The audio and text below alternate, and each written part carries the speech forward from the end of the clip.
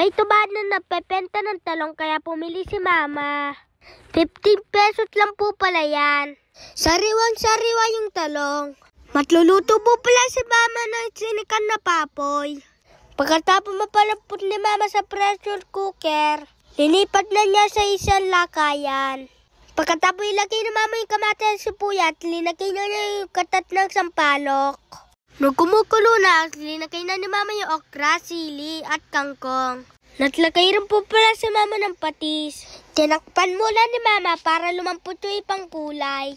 Ayan, ready na yung ating sinikangkang. Favorite po namin yung sinikang, lalo na po si Mama at Timis. Pagkaluto, napasantok na kasi Papa, gutom na po kasi siya.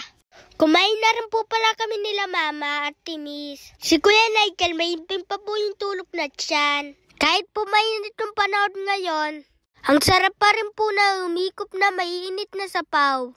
After ko pong kumain na motol na ako. Pagkatapos ko malikom, merienda time. Ang sarap ng saking konyelo. Nakaka-refresh ng lalamunan. Iti hydrated mga katarakon. Salamat kay Pamanal People out.